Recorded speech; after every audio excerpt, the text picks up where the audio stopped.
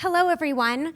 My name is Taranay Camito, and I'm the Director of Education and Outreach for Nevada Ballet Theater, and I'm very excited to welcome you all to our pre-performance program, Insights. You are in for a very, very special treat. I would like to introduce our Artistic Director, Mr. Roy Kaiser.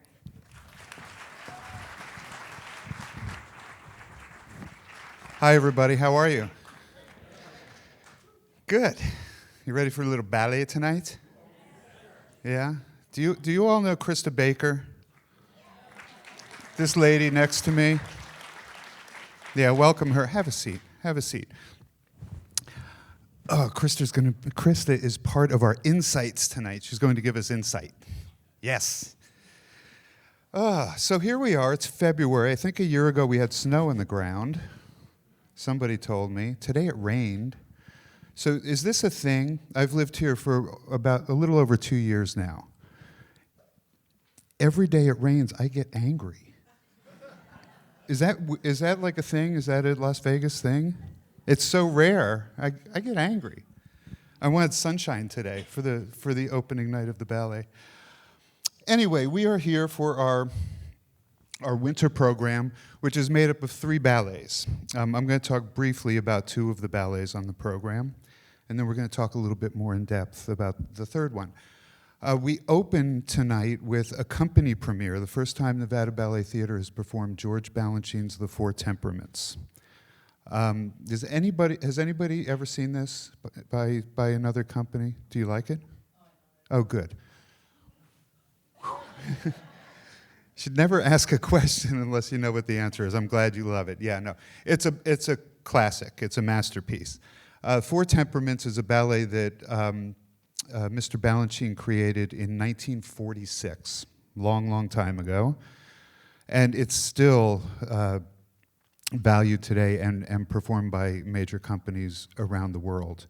It was one of his very early black and white ballets, and by that I mean, the costumes are literally leotards and tights, practice clothes, so to speak. Originally, the ballet did have very lush costume designs, but he did away with them very quickly, and he said, I just want the public to be able to see the movement and see how the movement reflects the music. Mr. Balanchine was a very accomplished musician, in addition to being one of the greatest choreographers of all time. And in 1940, 6 years before this piece was choreographed, he asked his friend, Paul Hindemith, the composer, to compose a small little piece of music for him that he could play for friends and family and guests in his home when he was entertaining. And he created this piece of music. Hindemith used as his inspiration for the music the ancient theory that we are all made up of 4 temperaments or humors. Now I have to name them. Choleric, phlegmatic, melancholy, and sanguine. So he just used that as the inspiration for the music. When Balanchine then did the ballet 6 years later, he also used the same inspiration. So you see very different types of movement in each section. As I said, it's been around for all of these years. I think it is just as valid today as it was the day that it was choreographed. When it was first choreographed, it was very, very avant-garde. By today's standards, not so much so. But beautiful music, beautiful movement, and the company looks terrific in it. And then closing the program, on all the posters, you see Bolero, Ravel's Bolero. We all know the score. We all know the music. I chose a production that Niccolo Fanti choreographed for Oregon Ballet Theater originally in 2000. When was it? It was a long time ago, before I was born. It was 2008. Okay, I was born in 2008. But production that he did, which I just think choreographically is very, very rich. Again, it's a reflection, a direct reflection of the music and how the music builds from beginning to end. He begins the piece, don't be surprised because it's not a mistake. He does begin the piece. There's a solo and short little duet without the music, with a soundscape. We have a soundscape. But then we go into the Bolero and it builds, and the company, I think the company just looks terrific in it. This is a ballet, too, that has been performed by many, many companies around the country. I think from here we're putting it on a truck and sending it to Ballet West in Salt Lake City, but we got it first. Just for the record, not that we compete, but we did get it first. So those are the two established ballets on the program. The last piece on the program, which is in the middle, is a world premiere.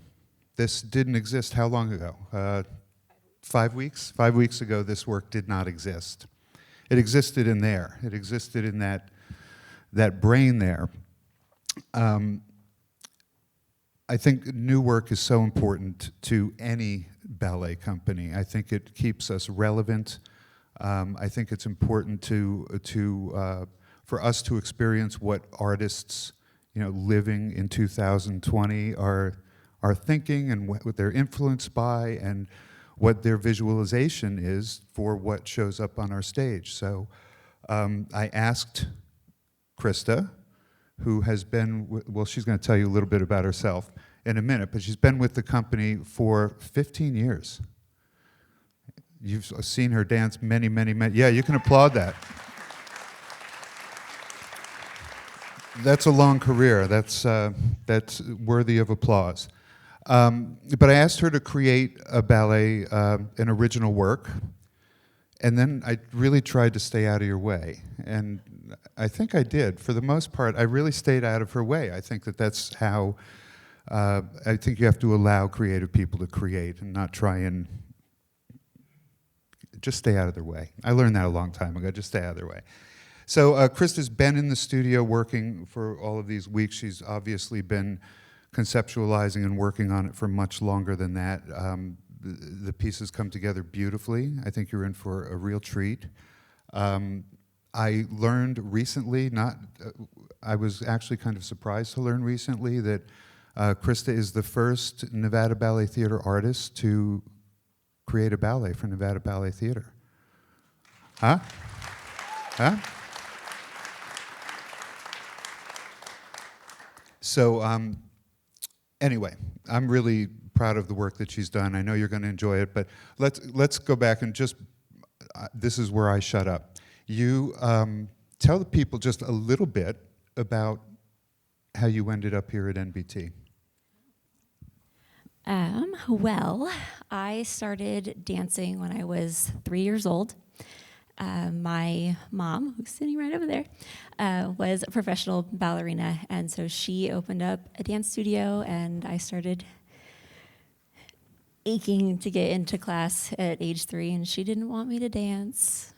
It's too hard of a career, do something else. But I sat there and watched other little girls dance, and I wanted to, and I would go home and I would do what I saw them do, and she was like, fine, I'll let you dance. So I started dancing at age 3 and really never stopped, never took a break. I loved it. I was the class clown. Sorry, Mom. But I really kind of figured out that this was what I wanted to do as a career around age 12. It was just my passion. I loved it. I loved everything about it. I loved, taking class and everything. So I graduated early out of high school, auditioned for Nevada Ballet Theater at age 16, and got a job. So that's how I ended up here, and it's been an amazing 15 years so far. So far, yeah. And now, so tonight's a new chapter for you, right? Krista has, this isn't the first ballet she's ever choreographed in her life. Has a pretty broad body of work. I first became acquainted with Krista's work in work that she did for a choreographer showcase, our collaboration with Cirque du Soleil. very different, right? I mean, that's a very different experience. You're working with classically trained ballet dancers. You're working with circus artists. You're working with, all of the wonderful cirque artists, but they all bring a different background to the stage. And we perform it at the Mystere Theater, which is not a proscenium theater like we have here at the Smith Center.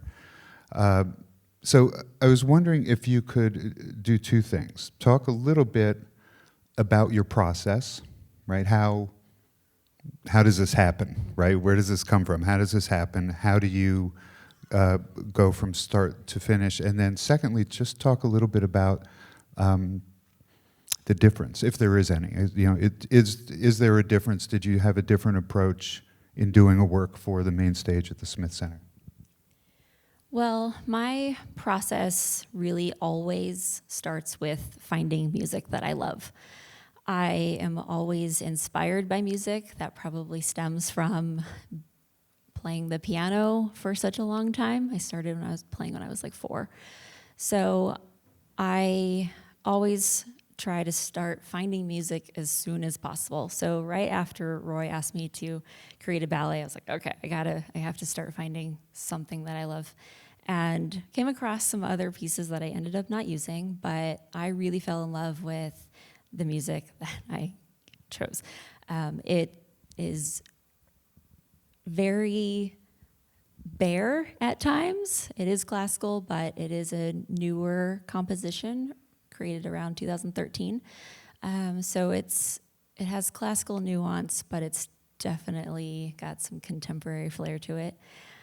And then after I kept listening to the music for months on repeat, I knew it was what I wanted to use. And I started to get inspired, with steps and with layout and with, okay, how many dancers do I have? How many do I need to fill this music up? And then from there, you start getting, okay, what is it about? What is going to inspire the movement? And so for this piece specifically, I sat outside during the summer and listened to the music. And, it was kind of windy. And I was like, oh, that's lining up. The leaves are dancing to the music. And it was this just really interesting moment to have something that you're totally not paying attention to all of a sudden be like, hey, this is what you should be inspired by. So this piece was really inspired by the, wind and how it changes directions very quickly. And there's lots of different types of personalities of wind. So that's what we landed on as far as inspiration. And then started creating steps January 13th with the dancers. Now, are you a choreographer that walks into the room? I know you're very organized, and I know you're very prepared. Just as a person, you are. But as a choreographer, do you walk into the room with steps? Do you walk into the room with every step on every count planned out, or talk about that? Absolutely not. I love for the new work, the new choreography to be totally 100% created on the dancers in the room during rehearsal. I don't like to plan out steps because usually when you do that, they end up not working and you change them anyways. It really is a beautiful thing to have something created on you as a dancer. So I know that that's what is such a gift for dancers. So I try to do that as much as I can. And the dancers also give you so much back in rehearsal as far as, if you give them something, they might not do it exactly how you envisioned, but it's always so much better because they know how their body moves. Yeah, it's organic. Yeah, that's a good answer. I honestly didn't know how much you pre-planned, but I think better work comes from that organic process in the studio. Another reason that I thought going to Krista to create a new work is that, you know, the dancers in the company are such, the dancers that are dancing in the piece are such an important part of the process, and ultimately, in many ways, shape the ballet, right? And you know them so well. I think that there's, in my former company, I had a resident choreographer for many years, and while I had a lot of works done by other choreographers, I always loved the work that he did because he knew the dancers so well. And you certainly bring that to the table. I mean, you have friends in the piece. Talk a little bit about being in the front of the room with your colleagues. And I'll preface it, I'll just preface it a little bit. I've seen people, artists go through, you know, the transition from being the colleague and, you know, working and sweating and toiling every day in the studio with a group of people, and then suddenly being the person in charge. Yeah? Talk about that.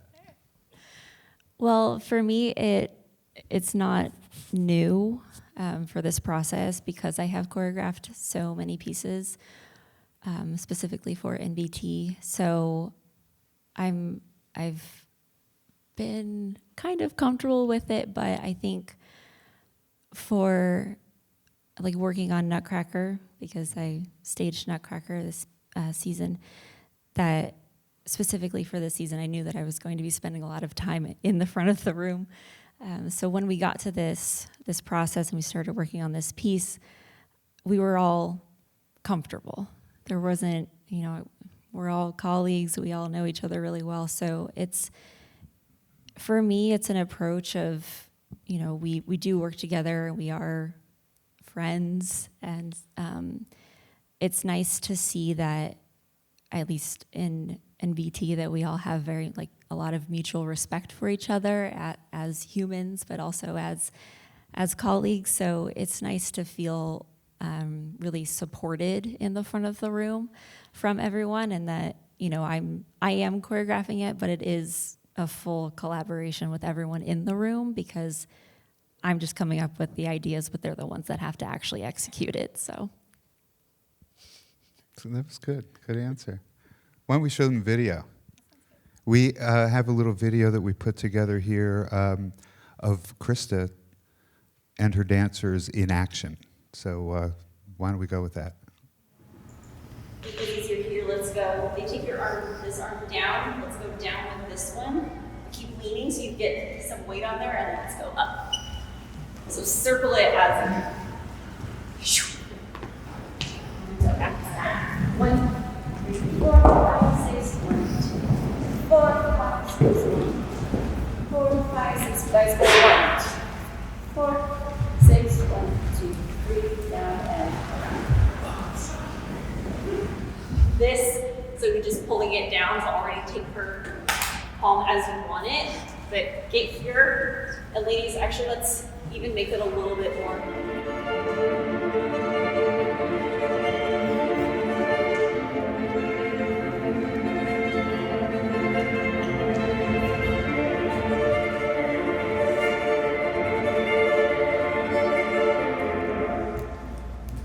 So guys, don't rush this. 1, 2, 3, 4. 1, 2, 3, 4, 5, 6. 1, 2, 3. Yeah, so 6.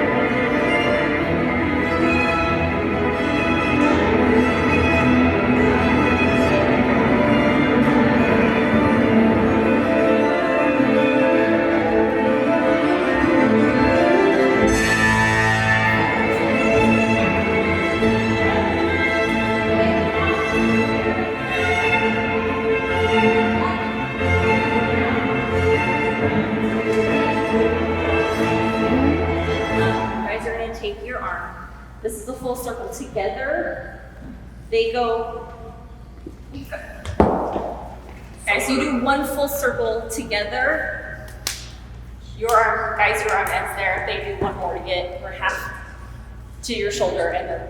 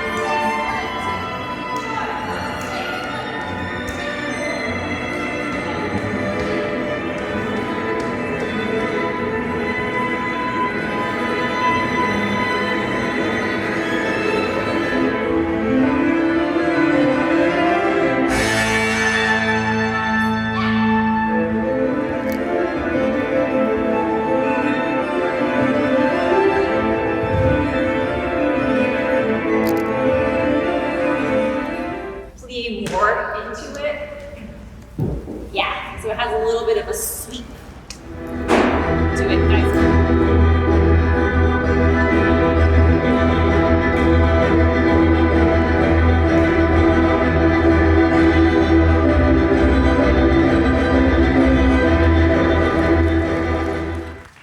She's very bossy, isn't she? She's like pushing them around, do this, do that. No, it's actually a very seamless process. Yeah. So one thing I didn't mention is that Krista's dancing tonight also. We're really lucky to have her here because if you see her, she's warming up. While she sits here, she's warming up. You'll see her in 4Ts tonight before her ballet premiere. So thank you for being with us. I thought we would open it up to some questions while we have this young lady. Yes, ma'am.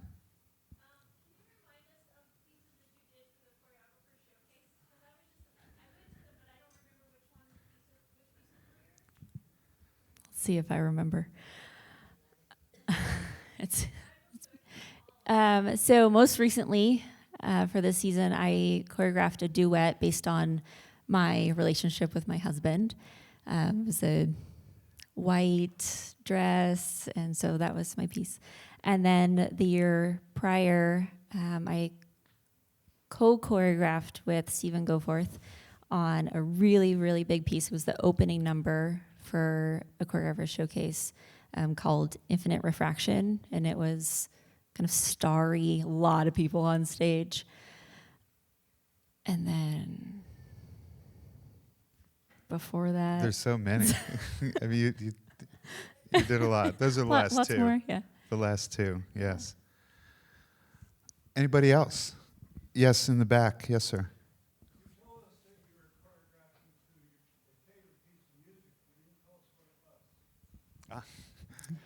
The music. The music. It's composed by Ezio Basso. He is an Italian composer, and it's off of, all of the tracks are off of the same album called Road Signs. A living composer. Anybody else? Did we cover everything? We're not that good. Yes, sir. What's the theme? Okay, boy, you ask tough questions. This will be 3 different ballets. 3, and we'll have a break in between each one, so you can go. Your mom and dad can go get you a soda, and maybe like they have really good cookies over on this side. But 3 different short pieces you'll see tonight, and each one has a little different story. Okay? I like seeing young men at the ballet, though. That's great. Yes. Yes. Yes, ma'am.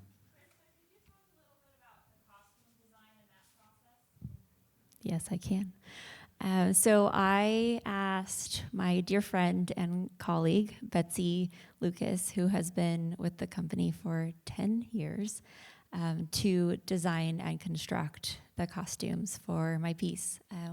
She has been working on like rehearsal skirts and leotards for us to wear every day and stuff. So we've been supporting her little business for that. But then she's so talented in dancing, and she's a really gifted seamstress. So it was a really awesome opportunity to give her the chance to create and design something that she had designed costumes for Jamie DeRocker's piece for a choreographer showcase last season.